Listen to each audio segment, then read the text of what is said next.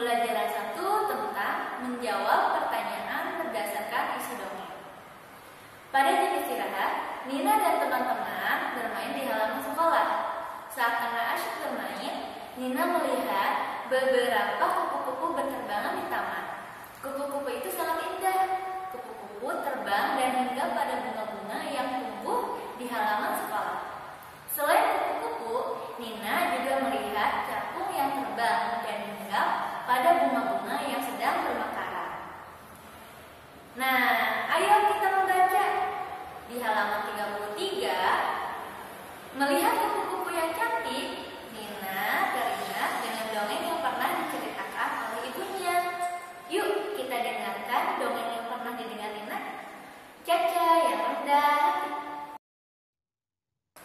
Suatu pagi, semua hewan sudah berkumpul di taman untuk menyaksikan adu kecepatan antara Caca si capung dan Petra si burung pipit.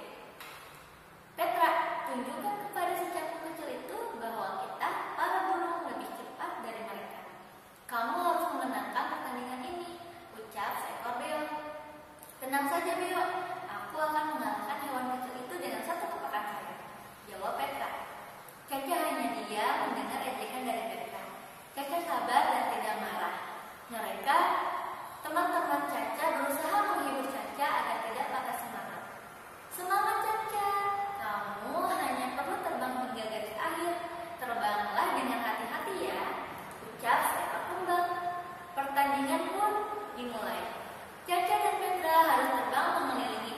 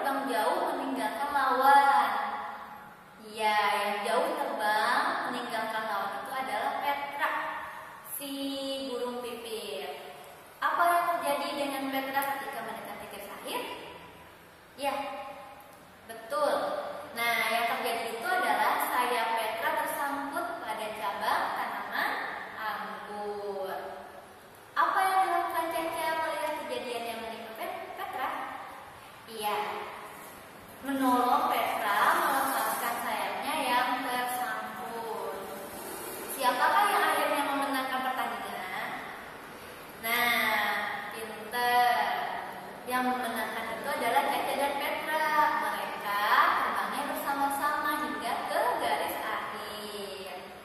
Nah, pesan apa yang terdapat di dalam dongeng tersebut? Siapa yang tahu? Ya. Nah, pesan yang disampaikan dalam dongeng tersebut adalah kita harus saling menghargai orang lain. Tidak boleh sombong atas kelebihan yang kita miliki. Nah, di dalam Quran surat An-Nahl ayat 23 yang artinya sesungguhnya Allah tidak menyukai orang-orang yang sombong.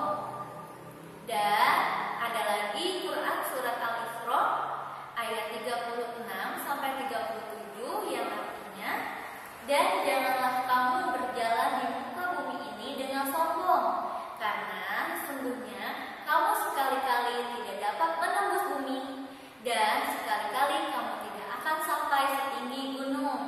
Jadi kita harus terus rendah hati, tawadu, harus menghargai orang lain apapun jenisnya, apapun profesinya. Nah, selanjutnya kalian buka bukunya halaman 38, pembelajaran kedua, menuliskan isi dan pesan yang terkandung dalam dongeng. Manusia memelihara berbagai jenis hewan untuk diambil apanya? Ya, diambil manfaatnya. Misalnya ayam. Ayam dipelihara untuk dimanfaatkan daging dan telurnya. Telur ayam dimanfaatkan sebagai lauk pauk. Selain itu, telur ayam juga dimanfaatkan sebagai bahan membuat kue. Kue apa yang kalian sukai? Iya, nah pada saat kalian makan kue, janganlah kalian makannya sambil berdiri. Itu tidak baik bagi kesehatan ya. Lalu ketika makan, jagalah agar remah-remahnya tidak berjatuhan di lantai. Lantai rumahnya akan kotor dan nanti remah-remah kue itu dapat mendatangkan semut. Nah, sekarang ayo menyimak. Dongeng merupakan cerita hayalan. Nah, siapa yang tahu artinya dongeng itu apa? Ya, dongeng itu artinya cerita dalam dongeng tidak benar-benar terjadi. Nah, dongeng itu banyak macam-macamnya sesuai dengan tokoh yang diperankan. Nah, tokoh yang di dalam dongengnya itu adalah hewan disebut dengan dongeng fabel, ya. Yuk kita dengarkan dongeng berikut. Kekompakan semut. Di tepi hutan tinggallah sekelompok semut merah. Setiap pagi semut-semut pergi ke hutan bersama-sama. Mereka mencari buah-buahan untuk persediaan makanan mereka. Semut-semut berjalan ke hutan dengan membentuk barisan. Mereka berbaris dengan teratur sesuai arahan pemimpin kelompok mereka. Teman-teman, nanti di depan kita belok kiri ya. Ingatkan teman-teman di belakang kalian, ucap ketua semut. Semut-semut pun menyampaikan pesan ketua semut kepada teman-teman yang berbaris di belakangnya. Namun, di tengah perjalanan, tiba-tiba sebuah cabang pohon jatuh.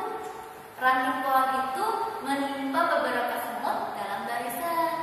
Barisan semut pun menjadi terputus karena ranting pohon itu. Tolong, tolong, tolong aku! Teriak seekor semut yang tertimpa ranting pohon. Mendengar ada temannya yang meminta tolong, seekor semut mengirimkan pesan kepada ketua semut untuk berhenti. Dia menyampaikan pesan itu secara berantai melalui teman-teman di depannya. Setelah menerima pesan dari anggota kelompoknya, ketua semut menghentikan perjalanan mereka. Ada teman kita yang tertimpa ranting pohon. Ayo kita bersama-sama menolong teman kita. Sebagian bertugas mengangkat ranting pohon, sebagian lagi bertugas menarik keluar semut yang terjepit. Apa kalian sudah mengerti? Ucap ketua semut. Mengerti ketua? Jawab semut-semut dengan kompak. Semut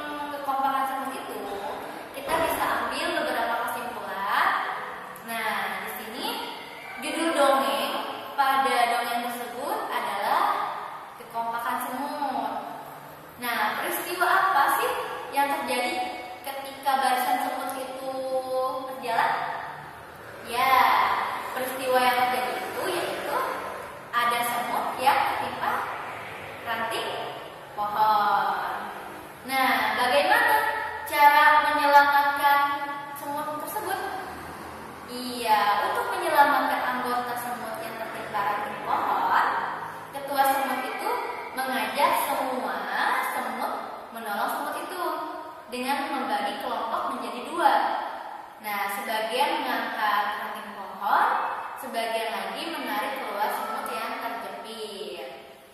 Dari dongeng ini kita bisa mengambil beberapa sikap yang bisa kita tiru. Nah, contohnya adalah sikap yang baik. Nah, apa sih sikap baiknya?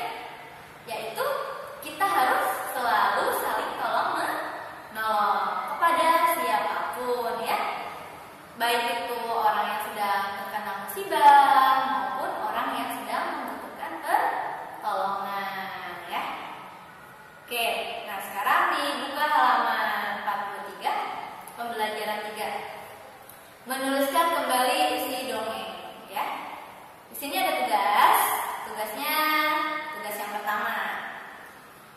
Oke, bacalah dongeng yang ada pada halaman 43 tentang persahabatan kuku dan torak. Sudah? Oke, kalau sudah, setelah itu tuliskan pesan yang dapat kamu ambil dari dongeng tersebut.